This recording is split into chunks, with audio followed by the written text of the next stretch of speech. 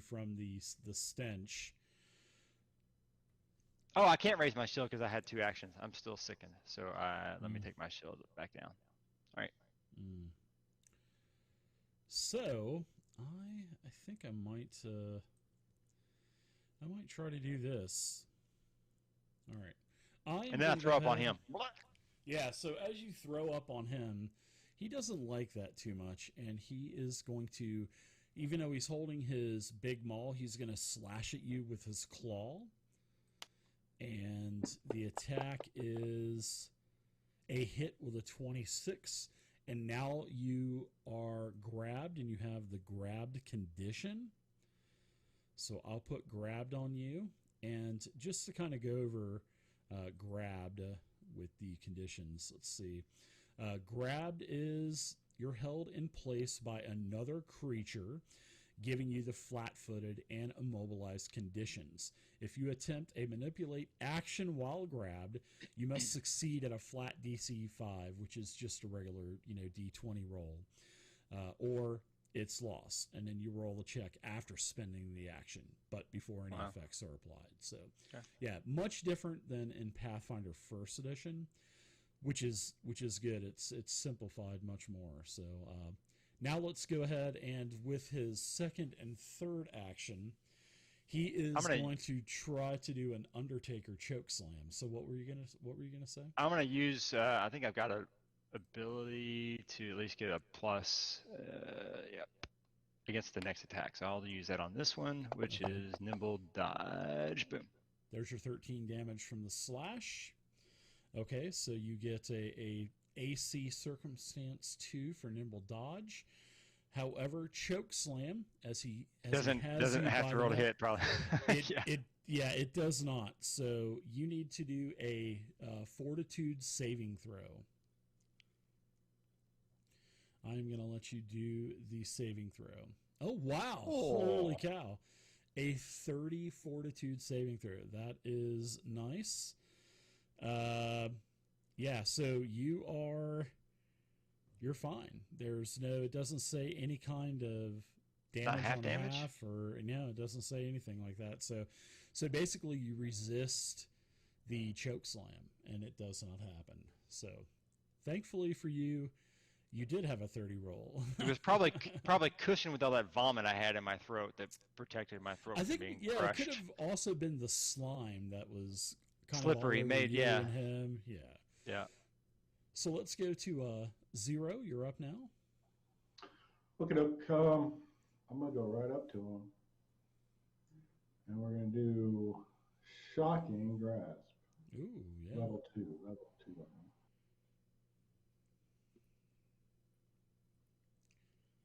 Oof. That is yeah. So that's a hit. Yeah.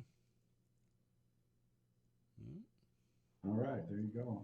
That's exactly what you needed to hit him. So nice damage. You did a total of 20 electric damage. Anything? I think that was all your 3 actions, wasn't it? That's all my actions. Yeah, that's I moved nice. them in a 2 action go. I do like that you're standing right there. That's pretty nice.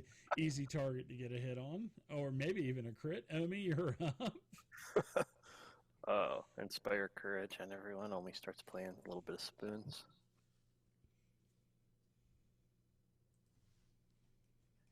That's 1 action. And then I think Omi's going to try to hit it with his war spoon.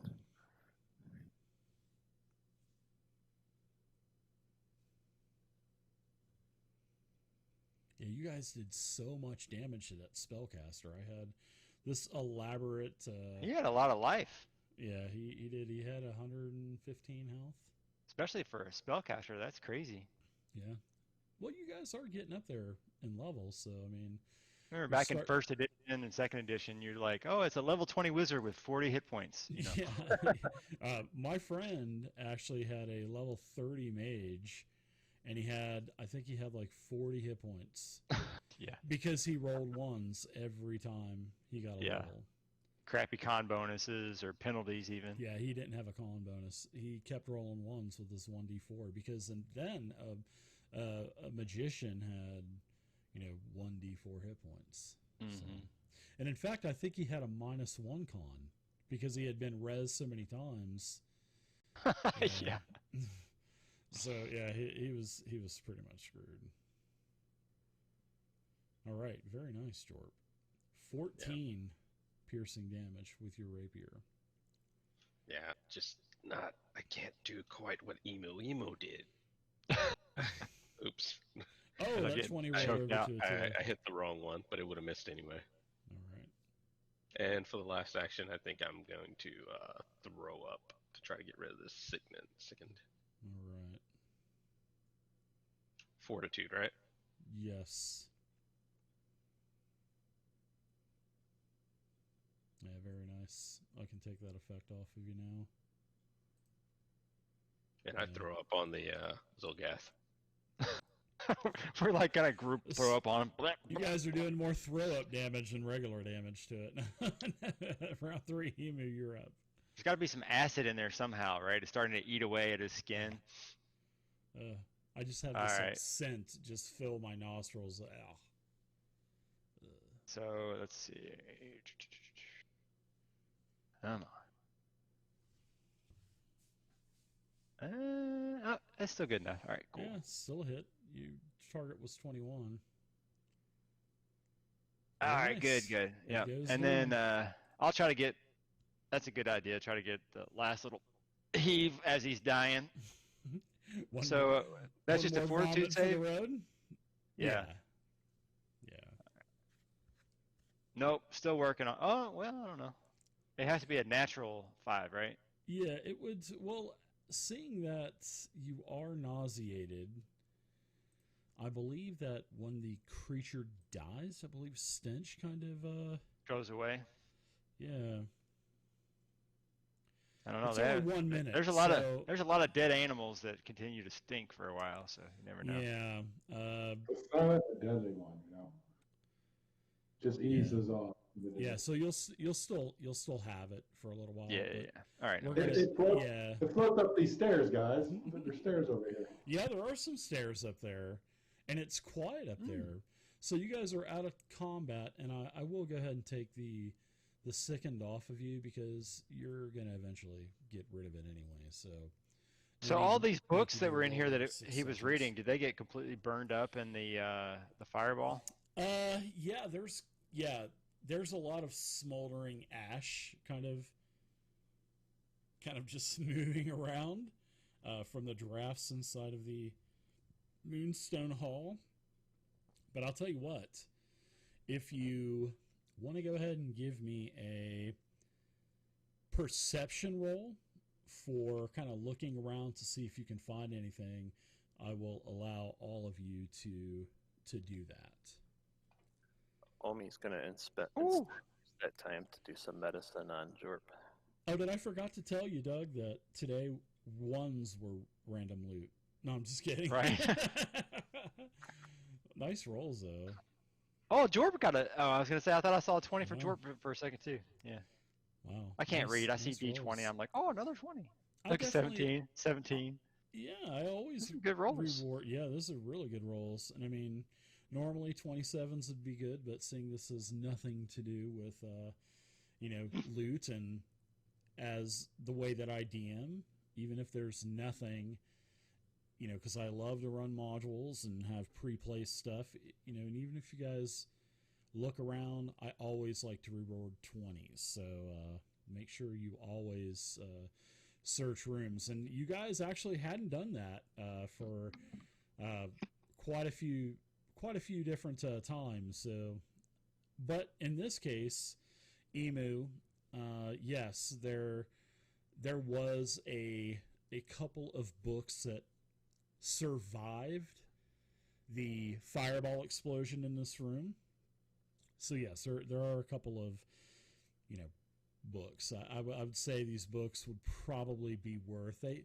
You kind of flip through them, and it looks like they're just like historical books of the area and stuff. They would have a value of about 100 gold, so which is actually quite a bit of gold. This book looks pretty fancy. It's like Just fancy and follow- old. Troglodyte Life? Is that what that says? Bugbear Monthly, issue number 1. The number one Get issue. that fur Nice. magazine, homie. It's the number 1 issue, Bugbear Monthly. Okay, so I'm going to go ahead and I'll just put 100 gold in the parcel for you guys, and we'll kind of divide it here in a little bit. So as you guys are looking around, all of a sudden you hear a very high-pitched voice that's there's the Bugbear Monthly. You still have that. That's awesome. Yeah. Good. Train your goblin to lick the floor on page 14. Nice. Yeah. That's been a while.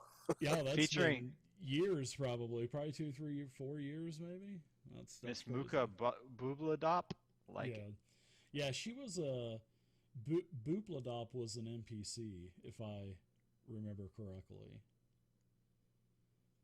That's issue number 46. So there's that's Yeah, this is the double centerfold edition. Vintage. that's right, the double centerfold. That's right. Halfling kebab recipe. Don't Nice. Yeah.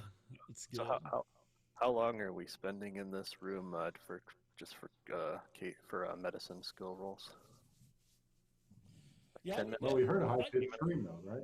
Yeah, you guys did hear a high pitch voice that kind of came out of nowhere that says, "Give Zib surrenders! Please don't hurt Give Zib! Give Zib is a good friend, you'll see. Please put down your weapons. I mean Sound no like in our harm." room here? Yes, yeah, it's coming from this room. I I look mean no underneath the harm. robe of the troglodyte, and I'm like, Zib, are you in there? Give Zib, you knucklehead! Give Zib! I've said it 3 times already. Give Zib. Give Get out Zib. from underneath there. And I'm like holding open his robe from the dead troglodyte. Get out of there. I tell you all about nasty Zolgas here. Yes, yes, yes.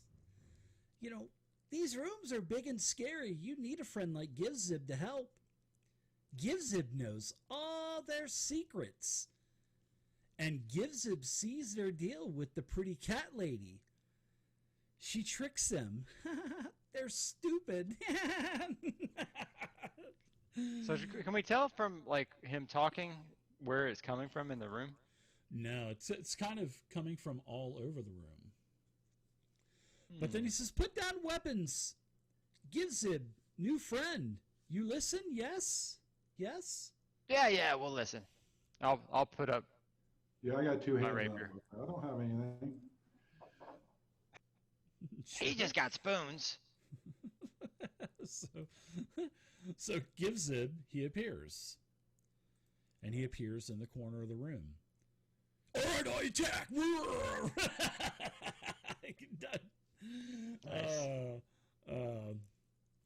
So he looks like one of the little quasits or something that were in the imps that we fought before. Yeah, he's definitely a he's a quasit, that's for sure. He says, "Okay, Givzib surrenders. Don't hurt Givzib. I'd be a good friend." Okay, friend. What were they in here looking for?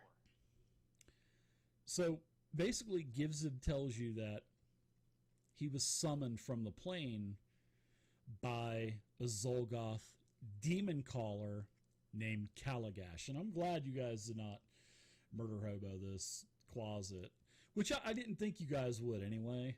So, but yeah, basically, she tells you, Givzib says that she was summoned from another plane, and it was many weeks ago that the summoning took place, and the Zolgoths were already here. So Givzib knows and tells you that there's around 24 or so Zolgoths that are present, including 4 demon callers like this Caligash. And there were more Zolgoths, but they've been dwindling down from other creatures that are inside of the Moonstone Hall. How many basilisks did they have? There were just a couple. Okay, because they're not there anymore. That's good. Yeah, I kind of saw that. But there was a more powerful priest that was even more powerful than the demon callers. And they called this Zolgoth, they called him Sarvel Everhunger. But Sarvel and quite a few of the others left a while ago, and it doesn't seem that Givzib understands why they left. Mm-hmm. But Givzib knows that the most powerful of all, that they all looked upon and all worshipped, basically, including the demon callers, she just doesn't understand why they left. She's never been able to put that together. And then she mentions that the Zolgoths they think they're friends with this female catfolk that comes and goes. Actually, comes and goes through the bell tower.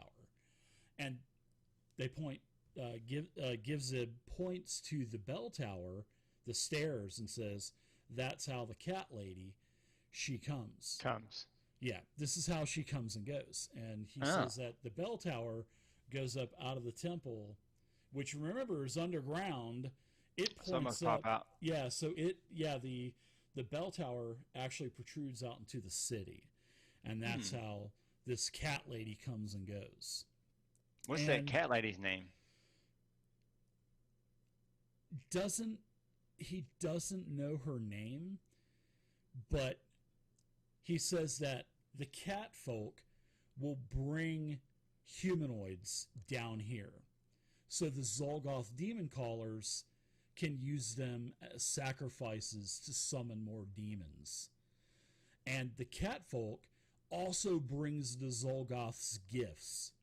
And he kind of points over to the corner of the room, and there is actually a staff in the corner of the room.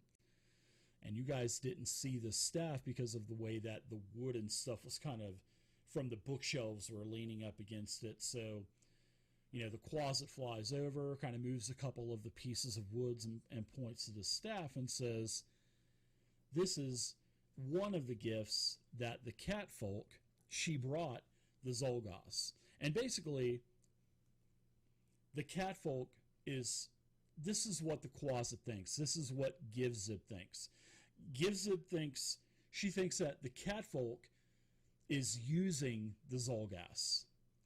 And the cat folk is just bringing gifts to the Zolgoths and kind of laughing behind their back. But Are the demon callers Zolgoths as well? Yes, they are. Yes. And they've got other demons that they control, that they wander around here in Moonstone. So you're saying the cat lady brought the staff as sort of like a gift to these Zolgoths? Yes, she did. Can I look at the staff? Sure. She kind of like you say it laughs behind her back. Is it like powerful, or is it just a staff? The staff it's a highly polished black wooden staff that resembles an aristocrat's oversized walking cane. And it has a silver head shaped like an animal, or a large circus animal, like a horse, an elephant, or something like that. But as you are part of a circus and have been for a while, you would know that a staff like this would be used by a ringmaster, or maybe one of the announcers or barkers. So, yes. Do we recognize that staff from when we worked in the menagerie? Like the head of the staff, does it look like anyone's we've seen before? Give me a perception check, Emu.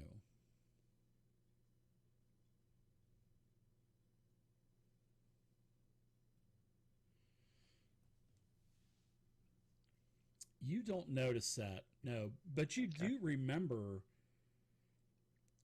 those types of staves being used before.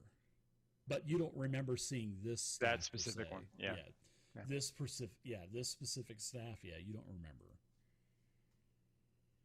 Do we remember any catfolk who used to work at the menagerie? Yes, it's funny that you do ask that. You know that the leader of the Celestial Menagerie is a female catfolk. Remember, she used to beat us. Remember? She's the lady we didn't like. Yeah. Yeah, she's the one that did not like you. And do you remember her name by chance? Yes. No, Without looking at your notes. Because I see all the light from all these documents opening up on your screen on your face. You missed out on a. I'll let someone else jump in there. I've got the note. I'm pretty sure. Yes, it's Mistress Dusklight. Yeah. And she is the ringmaster of the Celestial Menagerie. Yes, so you do know that, yes.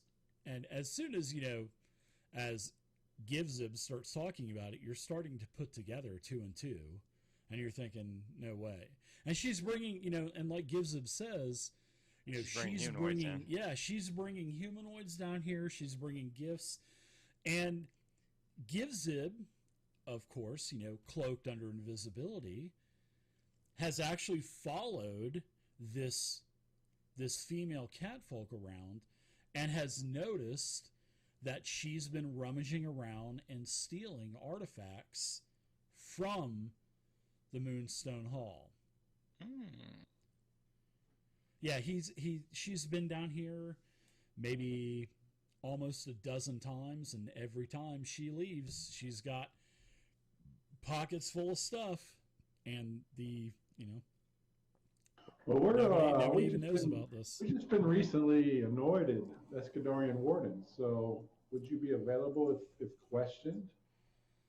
Oh, Givzib can help, but Givzib just can't leave Moonstone Hall. Oh. If Givzib leaves Moonstone Hall, then I go back to the plane, and I was there for quite a long time, and I really like it here better. So, yeah. I understand that. Yeah, you know how it goes, Mr. Wizard, with your shiny robes. You know how it goes. Yes, I do. Sparkly. Maybe you can be our informer, and we could just not tell anybody that you're down here, and you can just help us find some clues. I follow you around and be quiet as a closet. Yeah. Alright, I guess we'll bring him along for now. Yeah, there's a closet in the closet. Yes, there is a closet in the closet. Cool. All right. So did we actually check the body of the wizard guy and see if he had anything else on him too?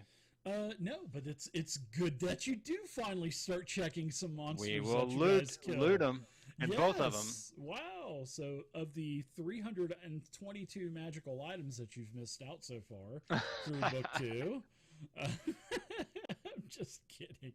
But you have actually. Just think of all the items you missed out on at the tower. Oh my goodness! Yeah. I'm sorry. Yeah. No, that's okay. Oh, I think that was good. So I'm going to go ahead and add the staff, if you don't mind, into the tower. And then if you want to go ahead and put it on your sheet, Zero, feel free to. But there is the staff. It is unidentified. And also on the wizard Zolgath, there was really nothing else. You look around, there were a couple of scrolls, but the scrolls unfortunately were destroyed. Yeah, because of the last ditch effort of trying to take you guys out. So, yeah. There's really nothing else in here. It's a staff of infection. But you did find the 100 gold pieces worth of books. Cool. So it's just a plain staff, correct? Yeah, with a silver head of a horse or an elephant, whatever you decide. We can use this in our act, guys. So I'm gonna take it. Yep. Yep, we'll take it. I say we go check up these stairs and see where that lets out. It might be worth checking. Yeah, let me do some medicine on people. What do you say? We've spent about a half an hour between searching and talking and everything. I would say you've probably been here about 15 minutes or so. Okay. We'll That was extend one it to thing 20. Oh, go ahead. Extend it to 20, and I can do 2 medicine rolls then. So I was going to read up on this. You can literally just keep doing medicine checks until you're full health. I mean, that doesn't Yep. sound Every 10 minutes. I know it's a weird Pathfinder 2 thing. Oh, it definitely is, yeah. Because it seems like there's no reason to have rest. You know what I mean? If you can just continually every 10 minutes just keep doing medicine checks. Yeah, I'll have to read up a little bit more on that. I'm sure you're doing it right, but it just seems a little odd that you can just take 20 minutes, 30 minutes, and bam, everybody's back up to full life. You know, it's like five minute. You know, it's like rest every single encounter. So Yeah, it's. Oh, go ahead. Sorry. It looks like the effects of grabbed was dropped on Jorp instead of Emu. yeah, I forgot to take that off. And he has 25 wounds. I wonder if you actually dropped damage on him instead too. I don't know. Because I don't think he got hit, really, did he? You? No. I got hit a couple times. Sorry about that, Jorp. It's all right. I thought Justin Beaver was back there grabbing me. Yeah, so I'll go ahead and I'll add the damage on you, which would take you up to 39 from the 24. So, my bad on that, Jorp. It's okay. Oh, that's so creepy. I love it. So here's some healing on ammo. Excellent. And I'll spend. Well, we're here 15, so I might as well just spend 20 minutes here, and then I'll to patch you up a little more, and then before we move on. Cool. Oh yeah. Justin Beaver's wounded too. Yeah, I'd have to spend another 10 minutes to do him now. Ah, what the hell? It's only 10 minutes. I mean, it's just a random encounter roll. Those are nice rolls, man. Wow. Nice. Yeah. You want to spend another 10? You let him heal up, or Yeah, let's spend Okay. another 10. Give me an encounter roll while you're at that there, Will. throw me All right. something in the tracker. what is that? A D20? Yeah. Oops, I should have rolled that in the tower. No, you're okay. 10 minutes go by uneventful. Give Justin Beaver some love. Give all your love to the beaver. I think that's enough, guys. I think we should risk spending too much time here. We don't want Yeah. to piss the DM off too much.